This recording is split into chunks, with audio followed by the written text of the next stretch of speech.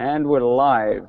Welcome to the Innovation and Learning Series, episode number 15. This is where innovation and learning intersect. We get together and we chat about different ideas and share ideas. Today our topic is going to be hacking your school. And we're going to explore what that means and what it might look like in different places. So let's introduce ourselves. My name is Marcello Mongardi. I'm a middle school technology integrator at the American International School of Muscat in Oman. And let's go to Ben. Hi, Ben Sheridan. I'm an instructional designer at University of Kentucky. Can we work across without me calling every single person out? Does that work? Is Sean next? Yeah. Yep. Sean's next. I'm Sean Kirkwood. I work at Singapore American School in the elementary school as a tech coach. Welcome, Sean. Mark's next. Oh, sorry. It changes for everybody. I think it's different for everybody. Mark. It's different. All right, I'm going. Hey, my name is Mark McElroy, and I'm the Director of Learning Innovation at Shekou International School in China. Kirkwood, that's a nice bike behind you. Thank you. I'm going to pass it to Diana. Hi, I'm Diana Viabat. I'm a Learning Innovation Coach at Shekou International School in China. Gary. Gary Coyle, Director of Technology at the American Embassy School in New Delhi. John. John Burns. I work for International School Services on their creativity and innovation programs. And David. David Beatty, Director of Technology, International School of Stavanger in Stavanger, Norway. And Brian and Brenda. And I'm Brian Inskeep. I'm the Director of Technology at the Walworth Harbor American International School in Israel. And this is... I'm Brenda Inskeep, and I teach humanities in the middle school, and I'm the tech coordinator, facilitator, integrator, whatever the title is in the middle school. Great, and that's everyone. Awesome. And of course, Max will be joining us at the most inappropriate time of the whole hangout. Wearing nothing. So everyone can look forward to that. So we're talking about hacking your school, and that's a fairly, at least for me, it's a fairly new concept, but it's talked about a lot, and it's a really interesting idea. So, John, why don't you start us off by giving us sort of an overview of what it might mean, and we'll get to more concrete examples and ideas a little later on. Yeah, no worries. I guess the term hackathon, first and foremost, it comes from really software development. So it's where a company gets together with a bunch of its employees, and they join teams and collaboratively develop new ideas, new products within a discrete amount of time. So it's sort of like generally a 24-hour or 48-hour period. We took that model and applied it to a school setting. And for us, it was really about leveraging internal capacity within the school and taking advantage of the talent that we have at hand. I think, sometimes schools invest in this sort of tyranny of consultants. We've got all these graduates and postgrads in our school with all this talent, and yet we go outside so often for new ideas and go outside for PL. So we were trying to look for a way to, leverage that capacity internally and spark really bottom-up change. Awesome. Anyone have any other experience with it?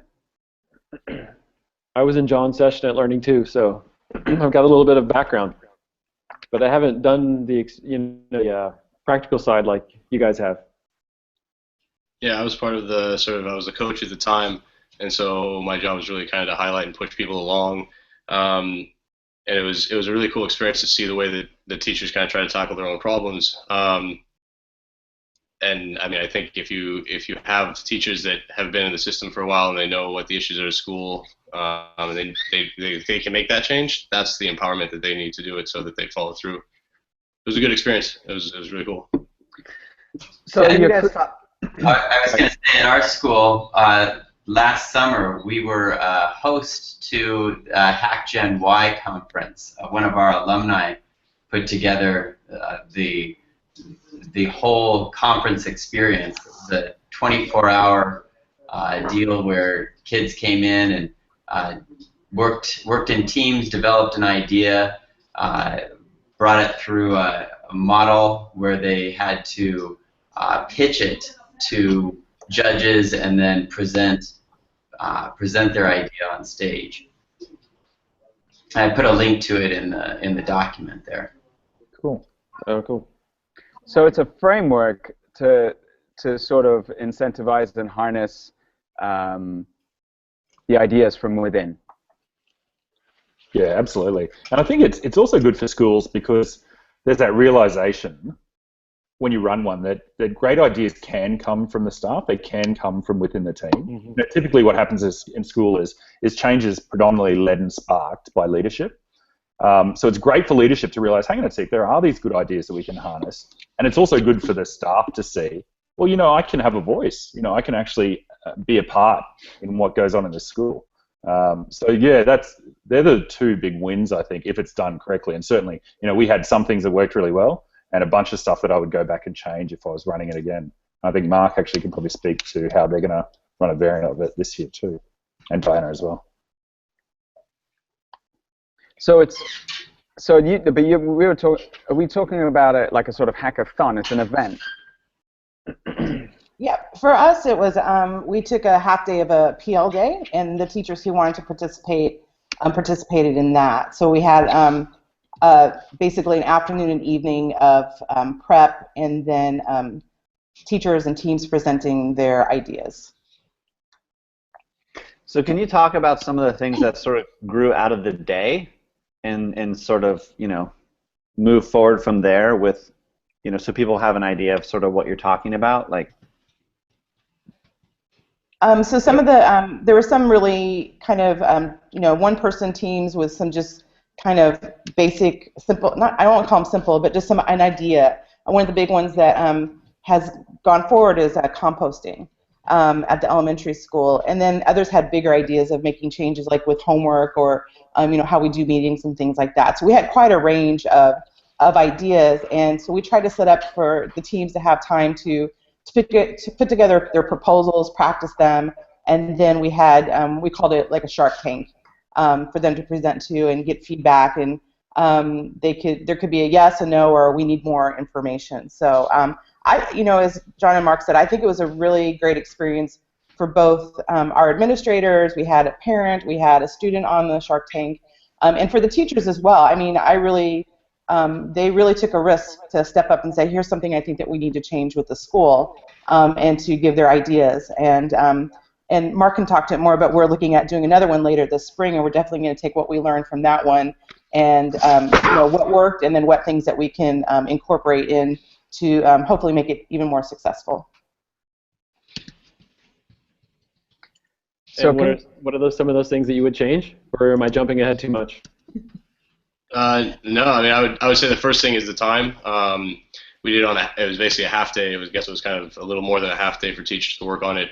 And it was really kind of trying to put that high pressure, you know, you got to come up with an idea, you got to follow it through, you got to design it, you know, look for some feedback, change it, and then pitch it.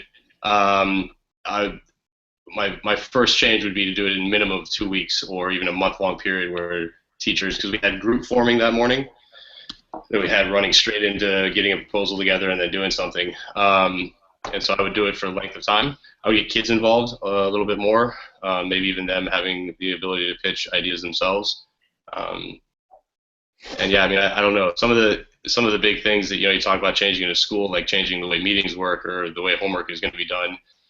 That's kind of a sore subject with some, you know, definitely some administrators a lot of the time. So it's like, you got to figure out what you can pitch and who you need to have on the Shark Tank to get a positive approval. So those are some things I changed. Looking at who you put on the Shark Tank, and then of course looking at possible lengths of time. I mean, a month is minimum, I would think, or at least 2 weeks. So when you say 2 weeks, you mean from the initial idea, get people to think about things, and instead of just like, here we are from scratch?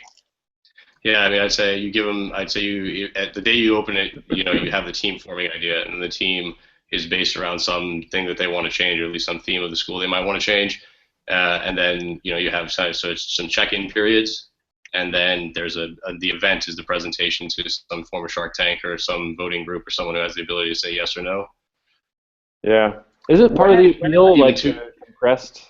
Isn't part of the appeal the fact that it's all just sort of this semi-spontaneous compressed event? I mean, wouldn't the 2 week thing hurt that? I don't know. I mean, I guess, but if you're some kind of change you're looking to make in the school is a problem. Yeah. We had teachers who definitely had ideas before they came in. Yeah. And then they formed these teams and maybe with other people with similar ideas, but they hadn't really had a chance to talk beforehand. So it was really, I think for some of them, if they'd had some more time to gather some data, gather examples, that their presentations would maybe have carried more weight and had more opportunities for to take those ideas and take them further. Yeah. So I think there's that kind of exciting, like compressed pressure time to do things like that, but we want to look at, if we do give them more time to gather and really put together a presentation they'd like to. So yeah, we're weighing that, but we feel like we could support them better and if we give them a more extended period of time, they have time to gather more for their presentations.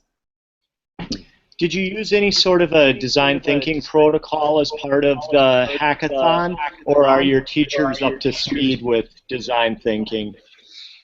Yeah, that's a good question. In terms of the framework, I can just quickly whip through what we did, and I'm sure Mark and Diana can give you more feedback on what worked and what didn't. So essentially there was a pitch to admin first, so we went to admin and said, hey, we think this is a great idea.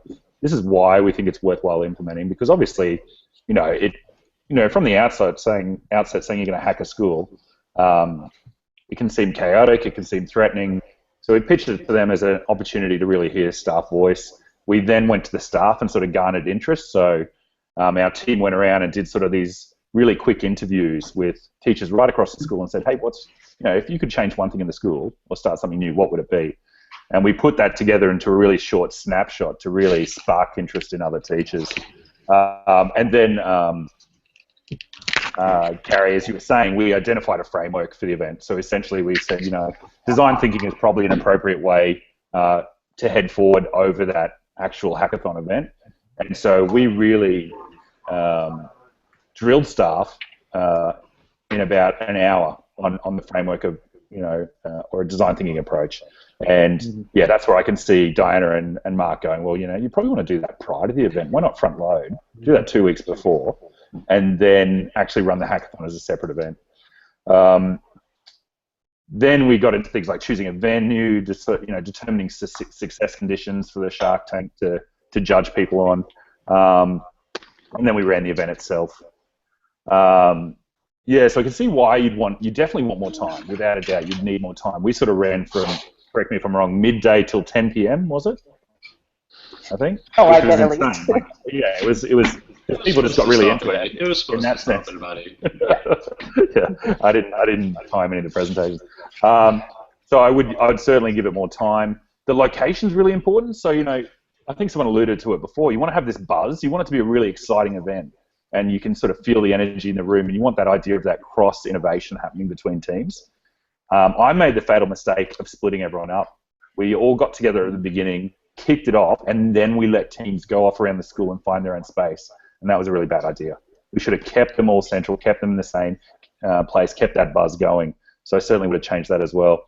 And then, yeah, certainly I would have been a little bit more judicial or a little bit more brutal maybe with the pitches themselves, and really restricted them to a 3-minute pitch, really clear success criteria that they needed to demonstrate, so that it happened in a timely manner, because it dragged out. It really did.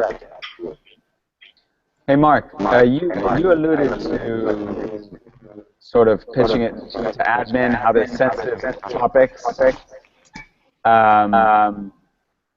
Were there parameters to what was up for hacking, or could people literally propose whatever they want and then it just doesn't get accepted if it's something that's not on the hacking table? It just gets turned down. Yeah, no, we had nothing prohibited when people came up with ideas, and people didn't really. Sure. I mean, they didn't really go crazy with ideas, but yeah, I mean, we didn't limit them at all. We said, yeah, no sacred cows. Sacred cows make the best burgers. I will say, I think one thing that came out of it for the teachers who participated is the idea. I thought they got some great feedback from the Shark Tank, from lots of different, from students, from parents, from admin. That making certain changes, there's a lot of things that go into that. So it wasn't so much that they didn't have a good idea, but they may have not been aware of the other things that need to happen, kind of the processes of the other things. So I think it was really educational for them as well to say, okay, we want to see these changes, but we need to also take this into consideration, and this is going to have to happen. So I feel it was very beneficial for the staff who participated as well. Yeah, that was sort of my question is when people kind of went off in their own little thing, I think sometimes in schools we have like these silos sort of built, maybe not even intentionally, but people aren't super aware of how the changes they want to make affect other people, or maybe something in another department is actually affecting them in a way that they're not familiar with. So I'm just thinking through as you guys are talking about ways. And I think the Shark Tank is probably a good thing, and the presentation is a good way for like sort of that cross-pollination of ideas, or like the shared learning to take place.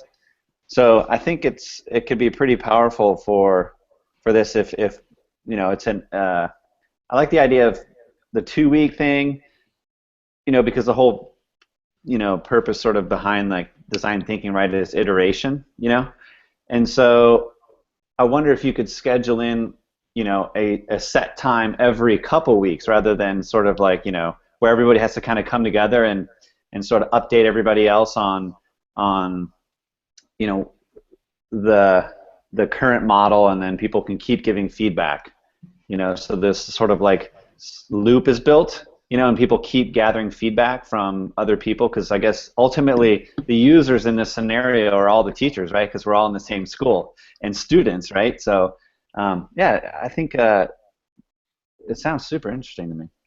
Yeah, I like that idea. The idea of maybe, you go 2 days straight, have the hackathon itself, but then you separate that from the pitches, and 2-3 weeks down the tracks where you've got idea to like float your idea with other people, iterate, develop, take it further, and then it's like a big pitch event. Then it's a really exciting night that everyone comes to hear the actual hacks. But you've had an intense period of time together, and then time to sort of think about it and reflect over a couple of weeks. Yeah, that's a good idea.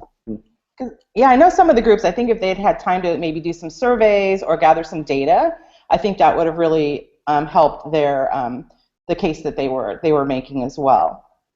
So yeah, it's maybe kind of a combination of some intense work, but then some time to kind of work it through to get to that. I mean, when you think of the Shark Tank on TV, people had lots of time to prepare to present their business proposals and that. So yeah, I think like John said, a combination of that could really be beneficial for everyone. Yeah, and I think one of the benefits of that also is it's sort of like, the user-centeredness of design thinking, the user-centered design. It's that time for you to gather, like you're saying, survey or actually data from teachers and students, and then incorporate that into the design. I think if people see that, then they're going to be, I guess, more apt to sort of buy into it, because they feel like they have some sort of skin in the game, if you will. And they go, oh yeah, like that was my suggestion, awesome, So I don't know. I think it's a pretty cool idea. Interesting.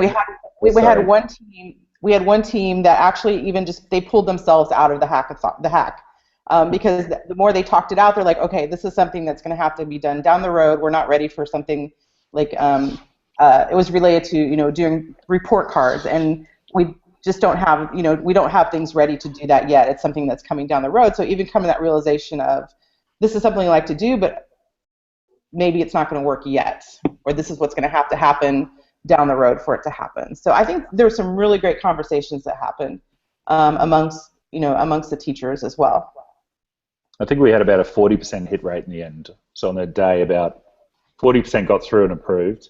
And then probably, and Diana and Mark would know better than me now, a few more have been sort of pushed along or picked up along the way.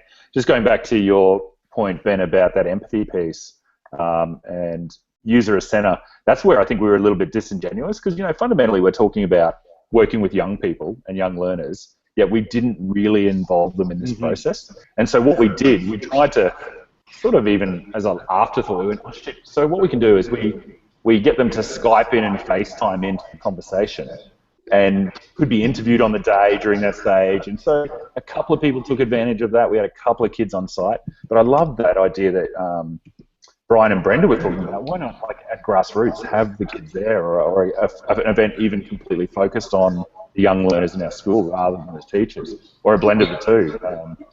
All those would be awesome. I'm kind of new to all of this in just picking up the conversation. It seems like the perspective has been from everyone else's end is doing this with teachers, and that's really an exciting idea that, for me, I didn't dawn on that because our event was with students, and we had the kids participating in developing these innovative ideas and involved students from all over the country came in and formed their groups, in some cases ahead of time, and they got a bit of planning done. Some groups formed on the spot, and then they had it was a 36-hour time period that included 24 hours of development of their product, which in many cases was an app that they were creating, and then the last 12 hours was the Shark Tank and the pitch, and ultimately choosing the winners from the contest. But I love the idea, just hearing more about what you guys are doing with teachers. And one of the things that comes to mind is how do you plan that in the school year? Do you have a day that you set aside and do your hackathon with teachers, or is it the entire faculty or just interested participants? Can anybody speak to that? Yeah, we did it on it was already a scheduled PL day and a full day for everybody. After lunch, we got permission to basically say, if you want to join the hackathon, then you can join us. If you don't want to join, that's fine. If you don't want to be a part of it, you just want to be either watching or not a part of it at all, then you'll go finish the last sort of 4 hours of the day working on curriculum or something else that the school sort of set up for them. We thought that would be enough. We thought that would be enough. Everyone would want to come, right?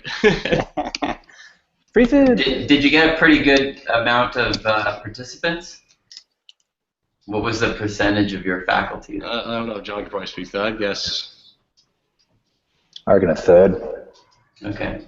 Yep. Maybe a bit more, but yeah, we've been around that. Yes, it was voluntary only. As you know, many probably would argue here, all PL should be. Give people options and choice. I think the second time round, though, Dinah and Mark will probably pull a few more.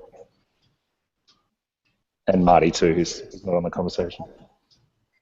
Yeah, I think if it's more extent, because some people did want to participate, but they had other things they really needed to do. I think if we do open it up to a longer time period, I think we have a chance of getting more involvement.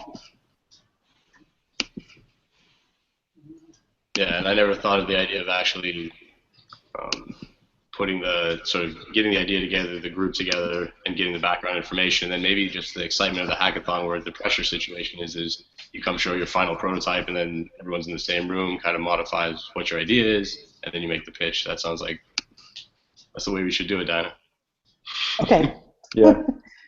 I like that idea of more time too, but I also am wondering about the investment. Longer term commitment. Will you get less people that way, or sorry? I mean, it's different for every school. So I'm just thinking about for us, something I'd love to do. I just have to think, what's that balance between the time commitment if it's a bigger project, or if I just say, come on Friday or come on Saturday afternoon and just we'll do it all in 6 hours kind of thing. But I can appreciate the fact that you need to do it ahead of time, some work ahead of time. Yeah, and in that respect, what are schools doing for sort of like an online sort of, like we're talking about like being together in a room and stuff, and how is this sort of happening, before, during, and after, like in a different space, non-physical space per se, maybe, are they creating, I know, I actually invited this vice principal this morning to come talk with us, but she's busy. She's at a school here in Kentucky, and they went completely Google Apps, like all in their paperless school. So everything they do happens in the Google Apps environment, from like lesson plans to schedules to calendars to everything. And so they've kind of like taken this approach that like everything's transparent and everything sort of happens in the open, but like in this online space. So like as I hear everybody talking about the stuff, like what sort of, so the groups are going away, and like how is what they're doing visible to other people? You know, because like for me it's like super difficult to sort of work with somebody if I can't like see their thinking, not necessarily like, you know, what they come up with, but I have to understand the process they've gone through to sort of get something, and that helps me understand sort of where they're coming from and where they're going. And so I feel like I can I can offer more to the conversation if I sort of understand the thinking behind, you know, what's going on, rather than just sort of like the fruits of their labor. And I find that like an online space sometimes allows that to happen. So, you know, what are schools doing to sort of allow these, you know, these conversations and the workings and, you know, all this stuff to happen in a space when we're not together? Or are they? Yeah, I think, so, I mean, sorry, as far as what happened with you guys, yeah, was the process, each group's process documented in any particular fashion, or they just scratched out notes and figured it out and then came up with a presentation that's there? Well, you know, and another, sorry, and one more, let me, before I forget, because my memory's horrible. And so sort of like another portion of this is like reflection, you know, is such a powerful thing. And that is sort of like, you know, we tell with our students, that's a big part of why, you know, people blog, and especially professionally, you know, it's like, so when you have to put it down into words or put it down in a way that, you know, makes you think it through completely, it sort of allows you to loop back and sort of understand your own thinking better. So that's sort of why, kind of where I was going as well. Sorry. I mean, for our event, as far as documentation, we did have some students going around and videotaping and interviewing throughout. And like John mentioned, I think they all kind of went off into their own rooms, and that so it was people would go in and, you know, offer support or try to give feedback and that. And so there wasn't much documentation. I just think it was such an intense time. I think one thing we could maybe do better this time is following up with those groups. We did follow up to see who wanted to kind of move forward, but really helping them find the support if they wanted to move forward. So I think that kind of, you know, reflection piece, like, okay, you've done the presentation, you've gotten your results. The ones that didn't go through, they would also get feedback as far as here's the things that, you know, we need more information or try this, is how to provide, whether it's teachers or students, how can we provide support afterwards so that they can continue on if they want with their idea. So not just end it there and then whoever got through and whoever didn't, but is what kind of follow-up can we or others provide for them? I'm trying to, it sounds, obviously it sounds great. We all work in different schools with different sort of administrators, different possibilities as far as what we're able to do, different staff, and so if we were to have an event like yours, it would look slightly different depending on what I'm working with. What was it like for you in terms of a big event? Like in terms of your year, was that like a big chunk of work, of organizing, of getting a Shark Tank panel, of getting a space, of getting it all, lots of planning, meetings, this and that? I'm sure you could do it very small. I'm sure you could do it bigger. But how was it for you? I'm trying to get a kind of sense of the scale of what you guys put on. I'll defer to Mark or Diana for that one. There was prep work. We started working on it. I mean, it was a couple months. But I feel like we did a lot of, you know, planning in that, but of the day, it was really a lot more providing support and, you know, guidance and giving some, you know, coaching in that. So there was prep, but we've done other events. So it was to, you know, things that we already do for other events school-wide that we've done. And then just divided up responsibilities, got things ready. But the day of, for me at least, what I saw it as more, I was there as support, really just checking in with people and, you know, listening if they wanted to kind of give me a pitch, giving some feedback, or giving some ideas for presentation in that. So so yeah, there was a lot of planning involved, but as far as our team, I feel like it was more, once things got rolling, we were there just more for the support. Yeah, and I'll say, I don't know, you guys met John Burns. There's a lot to go into it in terms of like getting stuff ready and like planning that whole thing. And you gotta have someone to take care of all that and invite leadership, make them feel comfortable with the possibility. You've got to, organize the day of. Really, there's some, you gotta want to make it a spectacle for the teachers. That's what we thought, at least. So you have like make it something, gift boxes and money to go spend if they want to go buy things, and here you go, come get here's your design pack, here's like some money to work with, here are a bunch of design tools, and kind of make it a spectacle. So but yeah, the day of was really just running support from a coach's standpoint, at least. And then I have another question, so do you think if you extended it to more of to have teams have more time to figure stuff out, the scope of what they would take on, the hacks would be different? I think they would be more refined. They'd be more refined.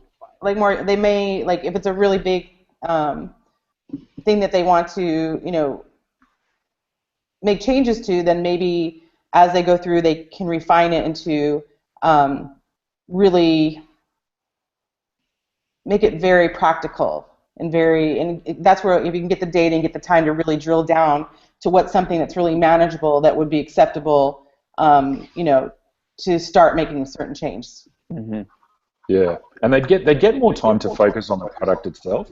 If we front loaded with, here's the elements of design thinking, here are some strategies you want to use for each step. Here's how you do a great pitch. We focused for about half an hour on, really nailing a pitch and what are the key elements. And we even did a bit on, what the Shark Tank might look for, what are the win conditions that they expect, and what are the things you maybe don't want to touch on if you want to get through. So if we'd done all that separately, run the hackathon by itself, they really would have delved into the issue at hand and had clarity around that and time to develop it, I think.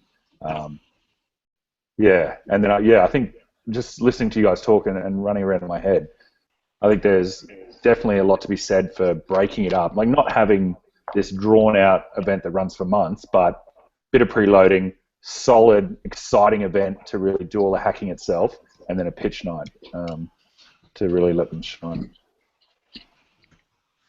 Yeah, and you could, like, as you're running through these things, I'm thinking you could package that stuff, right, and just put it somewhere online for people to you don't have to pull everybody into a room at the same time, to tell everybody this. They could sort of nibble at it as they need and then show up, ready to go. Yeah, absolutely. And I think Ben mentioned it earlier too. As far as, I feel like at our school this was a successful event in the fact that we have a school culture and environment to do it as well. That I feel like we have a very open, transparent school culture, and people, are okay with sharing. They feel safe, to share things, and so it's still, a kind of, it's a risk too to kind of put those things out there, but then to feel at least safe enough to do that, to take that risk. And I think, we all have, like you said, we all have different schools, we all have different, ways of doing things, and so for our school, I think that was one of the factors of the success of it was just the environment and the culture that we have already. It'd be interesting too to sort of step back and look at sort of what themes are emerging from a lot of the different people, like the groups they might have. Their product might be like, sort of different, but it might be sort of looking at this a similar problem, but from their perspective and from their department. But it might be the same thing from another department, but their product might look a little different because they're approaching it from their perspective. So it would be interesting to sort of try and identify sort of the larger themes that are sort of bubbling up throughout the day. And that could be quite confronting for leadership, especially if you're finding there's a theme of emerging around timelines or deadlines or staff being overworked or silos in the school. If you start bringing up these issues across the board, then the reflection piece becomes part of the leadership team's responsibility and role. And some leadership teams are very open to being reflective, and others not as much. So I think it was it was actually a testament to the SIS admin that they were able to go, yeah, this is okay, and we're willing to hear this and listen to what you've got to say, because largely you've got people saying, hey, this isn't right, and maybe you've had something to do with it, but here's how we can solve it. Here's how we can make it better. So I think, has anybody read Creativity Inc.? I think, Dave, didn't you read that? Yeah. Anybody else read that? Ed Catmull and Pixar. Yeah, so do you remember at the end how they had that day? It was basically like they were hacking Pixar. Yeah. And anyways, if I haven't read it in a while, and I blew through it really quick because I was on a plane or something, but I'm going to go back and reread that, because the last part of the book, basically they got to a point where they felt they were losing sort of like what made Pixar, so they like kind of ran like a hack Pixar day. Do you remember this, Dave? Yeah, vaguely. I'm kind of the same. I need to go back and look at it again, but yeah, they reinvented themselves through a process like that several times. They started out as making hardware that was going to render, animation, and then they went through several iterations of Pixar. So yeah, I need to look at that again too.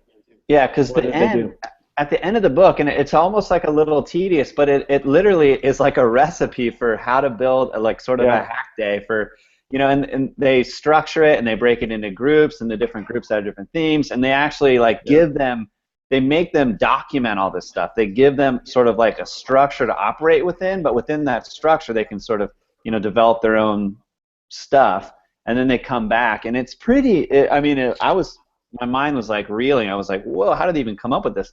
But definitely, after hearing this conversation, it's like, wow, I got to go back and reread that. You don't have to read the whole book, but yeah, it sounds very similar to like what you guys are talking about. Yeah, I need to look at that too again. Yeah, I think that some of the you hear about like the hackathons, or like what Brian was sharing with, where they tend to be focused on technology and developing some piece of technology. Whereas what we're talking about, like with a hackathon at a school, that it's not just, it's about any aspect of the school that we want to take a closer look at and see how we might be able to do better. And there's lots of good examples. Like I know you mentioned Pixar, Facebook's sort of legendary for running hackathons. Hasbro does them, Chevrolet does them. And they all go, Adobe's got a really cool one called Kickbox, where I think literally they hand out a credit card with $5,000 on it if they like your idea, and then you get time to go and implement it. And there are lots of frameworks around, and we stole from them heavily when we came up with ours. And I put a blog post into the chat that covers the approach we did in terms of pitching it to admin all the way through to execution. But yeah, we borrowed ideas from a lot of different other hackathons that have happened. But like Diana said, really focus on school culture, ways of working, processes, rather than on engineering. So the hacks were broad. We had, throwing out homework, to, composting, to changing how teams met during the day, relooking at report cards. They sort of were quite broad right across the school. This idea of letting teachers know what a valuable resource they are, but is really powerful,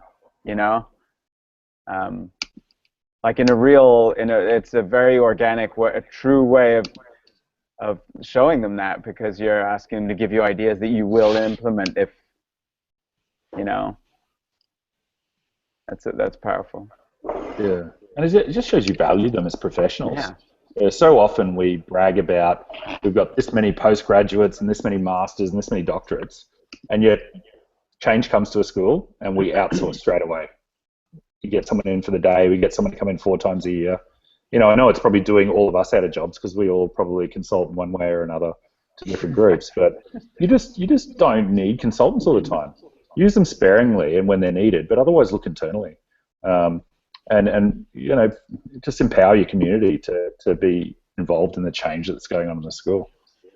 Someone mentioned it earlier, the fact that the teachers in the school know the culture of the school so intimately, and they And so often a consultant or someone will come in and start their vision of education and really have not had time or taken time to absorb the culture of the school at all, you know, and sort of contextualize what they want to say to where you work. Like we were saying before, we're all on different points of this journey towards where we want to get in terms of global learners and, you know, in a digital world with how education is changing. We're all at different points, and our teachers know where we are. Yeah, when a consultant comes in, you know, they've worked in, I don't know, say North American public schools, and they come to a place like SIS, which has a completely different culture, different number of students, different makeup of students, and they've worked there for 4 years in China, and you know, stuff works different. I mean, I'm sure the theory that you have that you're bringing is fine, but teachers who work here, yeah, they make the decisions, and they're willing to then put it into practice, right? Because you give them the power to make the decision and see it through. It just makes no sense to me sometimes. So can I ask, a year later, are there things that, you know, you walk down the hall and think, oh, that was the result of the hackathon? I mean, or does it feel like those things were minor, or did you see, you know, what's the long-lasting effect? I think there's discussions going on about things that came up, and then things like with the composting. I see a tweet that, you know, the worms came in for the composting. So there's little things. I think it's something we are still needing to follow up on, and but I think it did open up some discussions, and there were you know, even up in the library, they just up in the Bayside in our secondary library, the librarian went out and got cast. He wanted to make it a more mobile space, and so he went and did it. And I think even though his hack didn't get approved per se, he took it on himself to, like, I know what I need to do to do this, and he did it. So I did see, you know, evidence of some teachers having some more confidence in doing things, and also discussions happening around some of the topics. So practical and cultural, both. Mm-hmm. Yeah. Just to give you an idea, we have to go through a no tech week. We're trying to limit it to like a no tech free day because that one went through somehow. I forgot about Some that. of the ones that went through, you're just like, what happened? Wait, we're not going to use tech for a week at the school? Oh. Yeah, good luck, Director of Learning Innovation. Innovation comes now. You take a week off. Yeah, exactly. I'm gonna be in Thailand. Sounds like outdoor ed. Yeah, but I think, as David, as you were saying, yeah, you saw some of them. Diana said, you know, you saw the library, you saw composting, you saw there's an outdoor makerspace at the library, and these emerge. But you know, it's that cultural shift. It's, you know, the realization, you know, as an employee at the school, I have a voice, and if I do my due diligence and I really put my effort into something, then that can influence the school and can influence practice. Because, you know, so often it's the other way around. Like, you know, there's no other profession where we micromanage teachers so much or an employee so much. Like, every week teachers get a schedule of what they have to do, when they need to be there, get told every week this email from their bosses. That doesn't happen in other jobs. So it's really nice to sort of flip it around and give teachers the option or the power to actually control or influence their community. Yeah, it's that cultural piece that I'm interested first in. You know, I'm interested to get students involved. I think that's going to bring a whole other dimension to this, because in a lot of ways they're a lot more, I don't want to say fearless, but they're more like, you know, they'll say things. They're not worried about, oh, am I going to lose my job if I bring this up? So I'm interested to get the students involved and see what kind of ideas they come up and what their perspectives. You know, often the kids, you know, for, you know, writing class or something, oh, write a persuasive essay, or write a letter to the principal about something you want to change, and they write it and they turn it in. But when they could have an opportunity to have some time to really put together a presentation, I think there's so many great skills just that go into that, as far as being able to persuade and gather information and go from, here, write a letter to the principal about something you want to change, and it you know, it gets read and like, oh, that's really nice, but to then get up in front of people and present a viable, practical solution to something, I think is very powerful. I think it would be interesting building off what John said now about other industries don't micromanage people the way teaching is managed. It would be interesting to have parents do it in a way as well. Well, not even have parents do the hackathon, but like have the parents come in and say, this is what I think is inefficient or ineffective or otherwise about the school. Because that would be very confronting, and there would obviously be some people you would need to tone down. But it would be interesting to get an outside perspective of like, well, you know, if I ran this as a business, there's no way on earth I'd do it this way. And just see I like that. what that perspective is. One of the things I was going to say about, sorry? No, go ahead. But I think when you give them that platform and then it's organized in a way, it's not just come in and complain about something that's wrong. Come in and offer a solution to it. Yeah, you have to have a goal. You need to state the goal. It's not, like you said, it can't just be like a complaint session. One of the things I do like about the whole hackathon process is like, just in like my dealings with the guys at Checo, like there's a lot of the Google kind of mantra of like launch early and iterate. And it's not like Google never launches something that's like half broken to start with. It's always at a pretty good level, but it's never at a finished level. Like they jump out with something that's good and they make it better along the way. And I think a lot of times, like I know, you know, a lot of big schools, they don't start because they're worried about like finessing the details so much along the way that they don't even make a beginning. And yeah, there was one other thing I did want to say about it too, is just that I think the teacher ownership is huge. Like my school's put in place like effectively like a 5-year plan for hack instead of a 2-day plan. And so it's like, and it's great. It's like this big R&D process, and they're laying down a heap of cash for it. But there's really no teacher ownership in it. It's all, like John mentioned right at the start, it's all admin driven relatively. And now the problem is they're 2 years down the track, and buy-in with teachers is very difficult because they're trying to shove it down onto people, and at the end of the day, the people who have to implement it are teachers, and they don't have ownership on it, and it's like it's a hard road. So I think the immediacy and just the excitement that builds up in the community that the hack sort of idea builds up it's just a really positive one for a school community. Well, and you bring up. Go ahead, Gary. I was just going to say, to take the conversation in a slightly different way, you know, we've talked about broadening the scope of a hackathon. Have any schools narrowed the scope of the hackathon? And I guess what I'm meaning by that is, you know, providing opportunities for groups of teachers to get together to hack an assessment or to hack a unit or, you know, something along those lines. And, you know, would this model work in, you know, those sorts of experiences?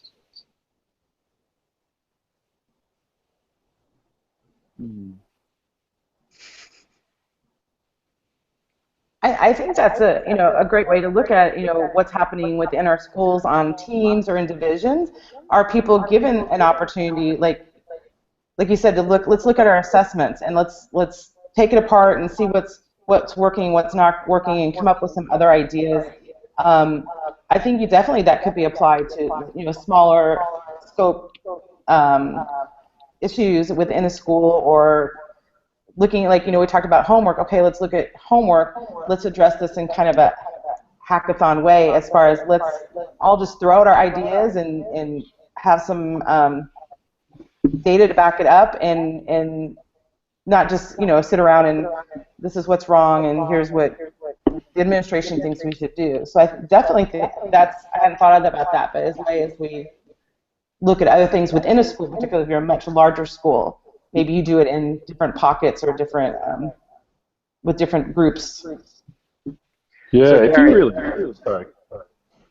Gary, the important piece to this seems to be the teacher ownership, right? Where we're always brought, like this year we're looking at our assessments, and that's an administrator's. He has been with his team, and he's kind of identified that as an area of need in our curriculum, and then we spend as a staff the year taking them apart and examining them. But the difference is you're giving teachers the opportunity to look at their professional life and what area of of their practice or their group's practice do they think is most important that they spend some time tearing down and building up and examining? So it's that, again, that empowerment, that giving them the sort of the label of, well, their expertise is valued in that area. Is that what you mean, Gary? Yeah, or I guess, the other piece that, strikes me is, the idea of iterating quickly, getting the right people or a diverse group of people together to, tackle, an issue of, an assessment or a curricular unit or something like that.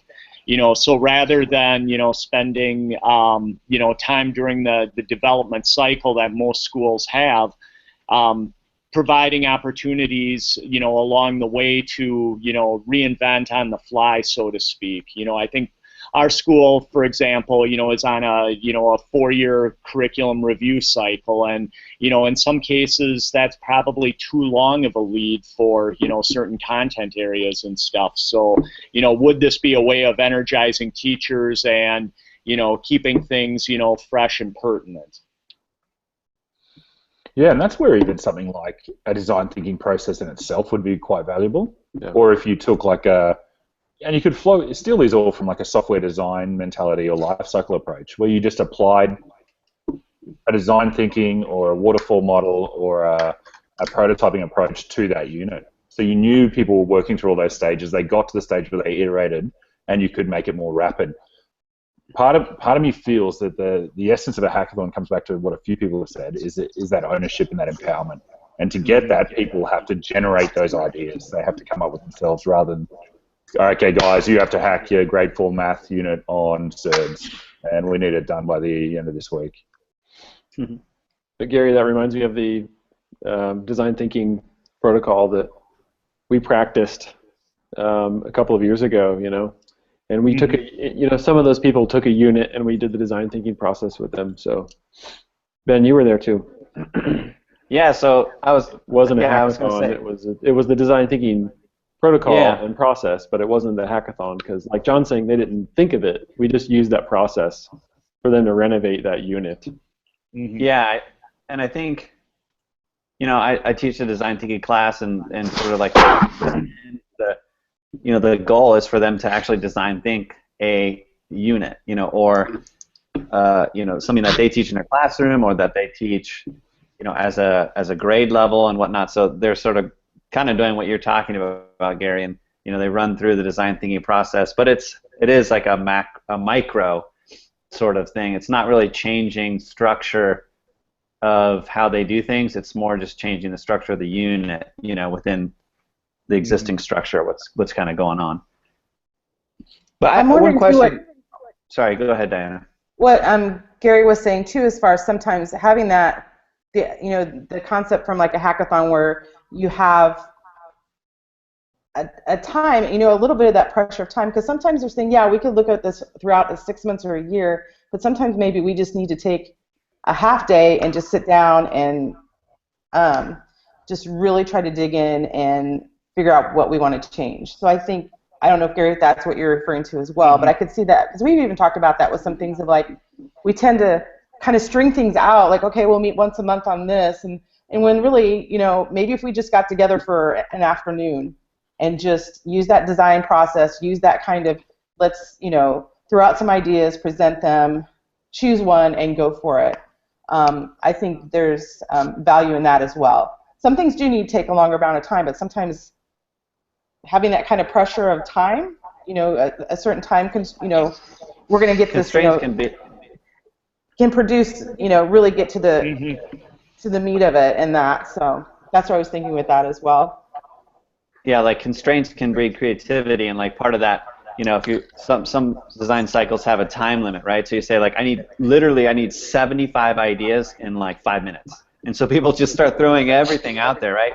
And sometimes that brain dump will allow you to, throw out some crazy ideas, because sometimes those are the one, because we're kind of stuck in this normal way of thinking, and so by everybody just throwing it out there, building off each other, sometimes you get some real gold.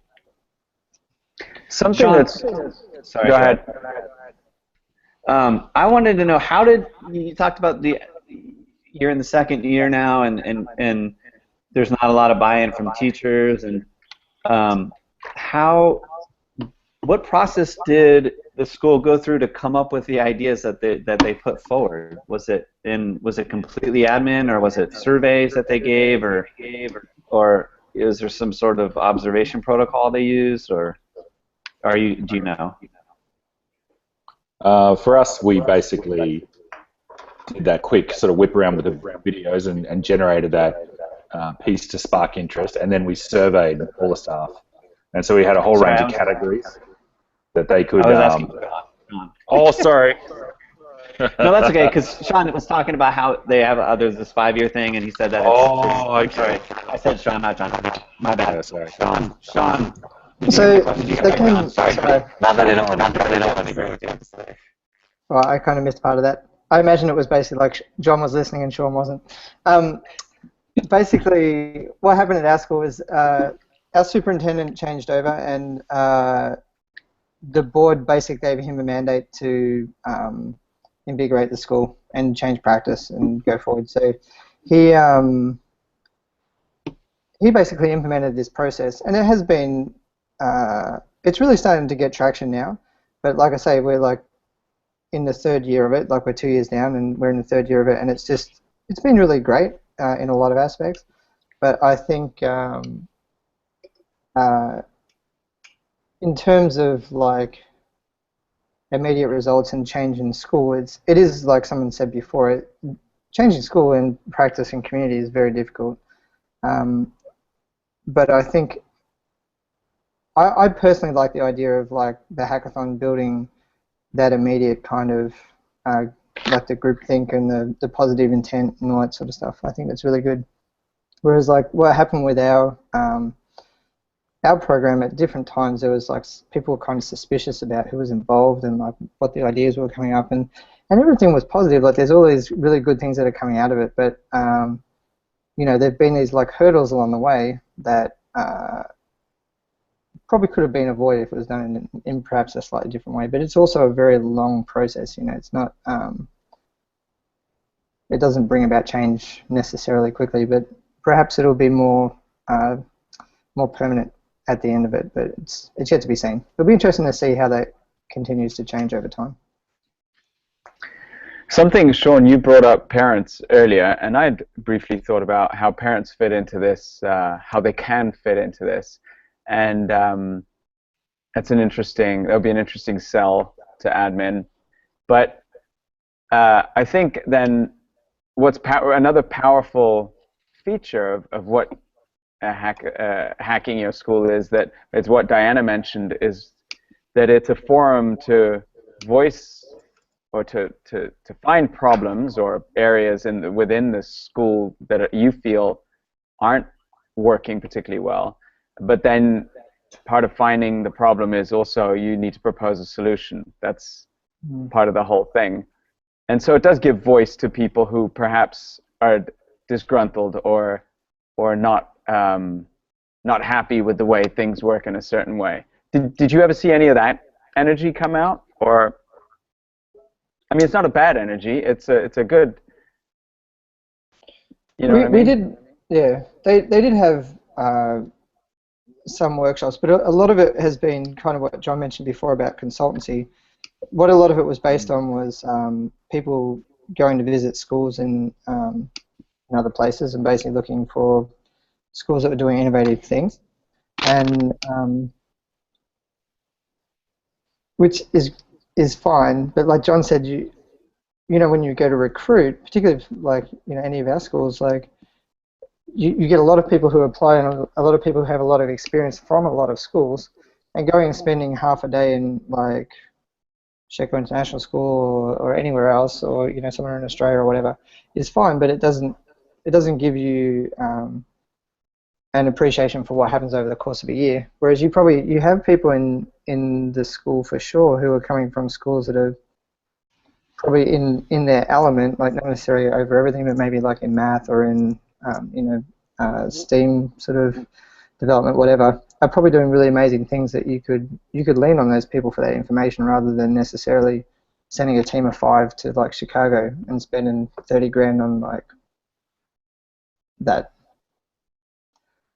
Personal opinion. Hey, that's how I met all the Delhi folk. They sent, when we got iPads, they sent us to Delhi to find out what to do with them. Yeah. I wouldn't be here if it wasn't for them. No, for sure. And I think there's great. You can learn a lot from other schools for sure, but I think sometimes it's exactly what John said before. Is like oftentimes we overlook what's at home. Mm-hmm. Yeah, We for go out sure. for burgers when we've got steak at home. I think it's John, a great I time. feel like you need a hug, buddy. Nah. No, I think it's good. I think.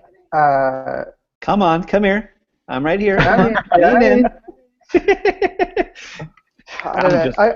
I think sometimes I think the process has been good. Like for me, like I got to go to the east coast of North America and we went to New York, down to Boston, and up to Boston, and then down to Atlanta. And it was great to go and see those schools, but at the end of the day, when we went to those schools, they weren't really doing anything like amazing.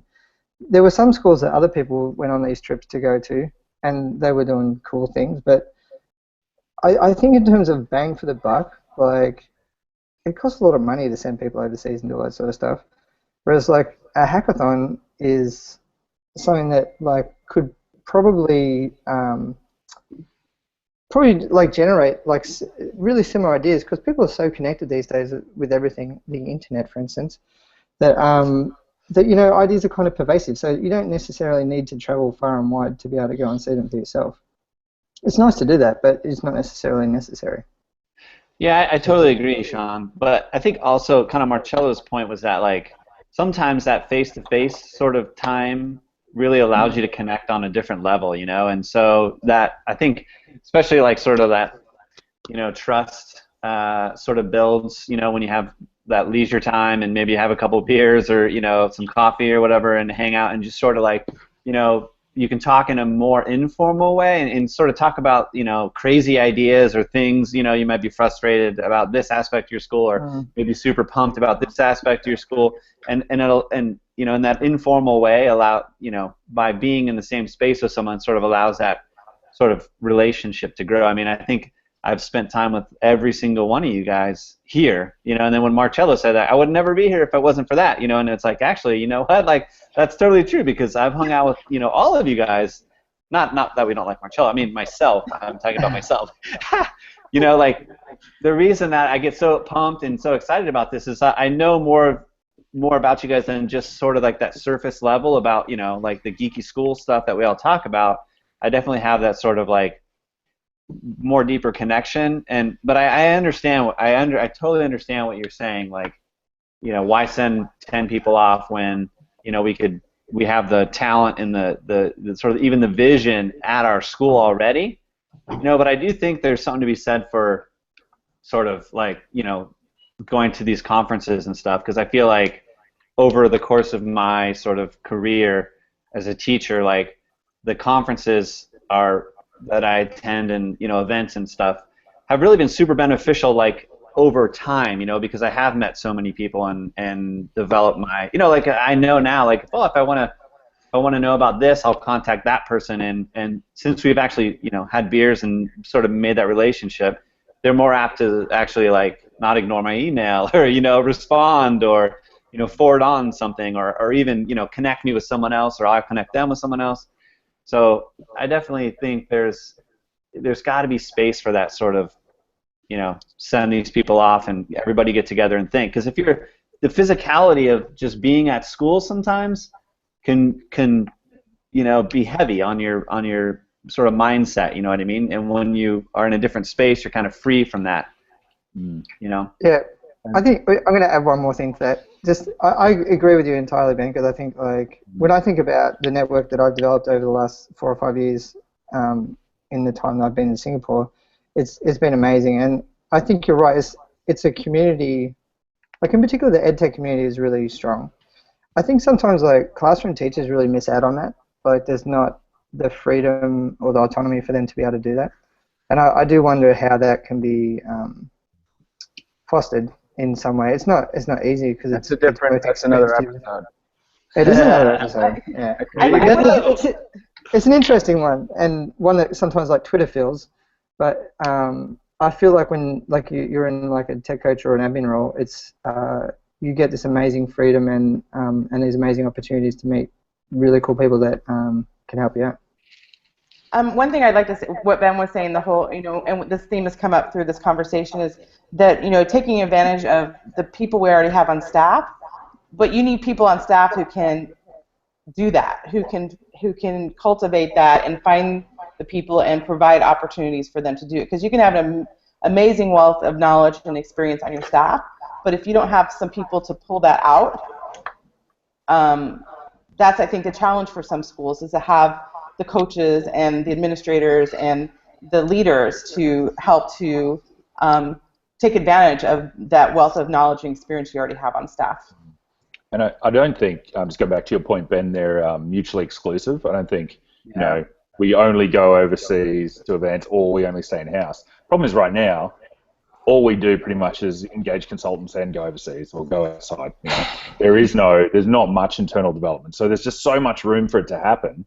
And we can take a blended approach like we do with everything, a little bit of online, a little bit of face-to-face, a little bit of group, rather than just, consultants. Listen, it's 5 past. A few of us have to have to look go. after children and such. Yeah. I know my son's waiting for me. So listen, this was fantastic. If anyone watching, I mean myself included, because I'm new to this, it's a pretty good roadmap to what hacking your school is and what a hackathon is, and it's some great resources. Really happy, John and Mark, that you guys made it, and hopefully we'll see you back every couple of weeks. We'll try and pick some topics. So I'll email everyone for another bunch of topics and keep this going. All right, so cool. Thanks, guys. Bye everyone. Episode Thanks, number everybody. 15. Thanks everybody. Thanks for hosting, Marcello. Yeah, thanks, Bye. Marcello.